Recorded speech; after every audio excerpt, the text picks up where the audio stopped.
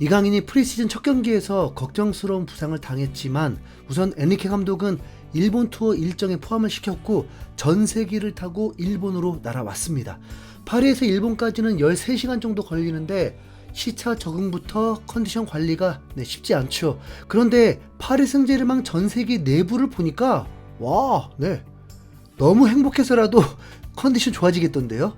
최근 토트넘이 호주로 떠날 때 선수들이 촬영도 하고 내부가 공개가 되었는데 한눈에 봐도 진짜 불편하겠다 정도의 고속버스 우등석 같은 느낌이었습니다. 그런데 파리 생제르맹의 전세기는 사생활 보호는 물론 전좌석이 퍼스트 클래스였습니다.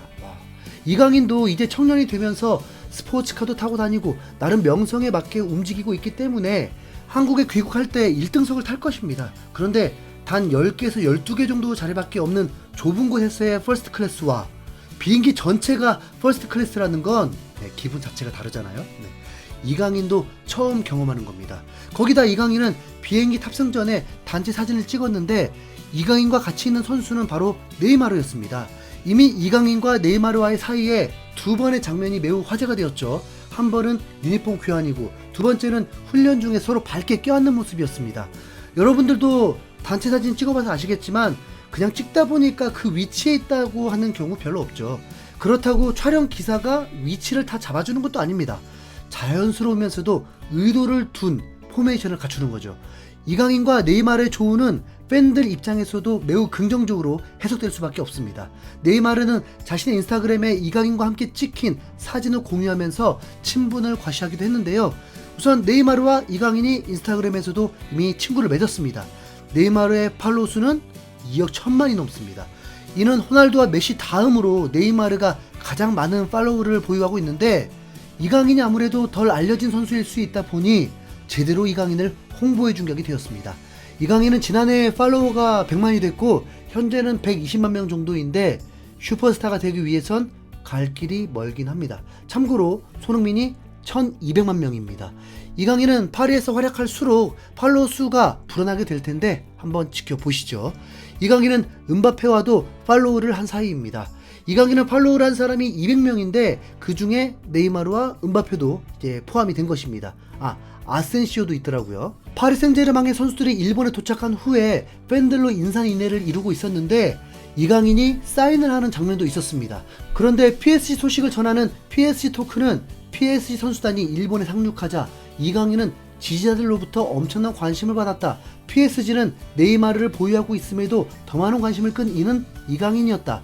이강인은 조심스럽게 걷지 않았다. 걷는데 어떤 문제도 보이지 않았고 몸 상태에 어떤 징후도 없었다. 이강인이 이번 아시아 투어에서 뛸 수 있다는 좋은 신호다 라면서 이강인을 집중 조명하기도 했는데 솔직히 조금 의아했습니다. 이강인이 그 정도라고요?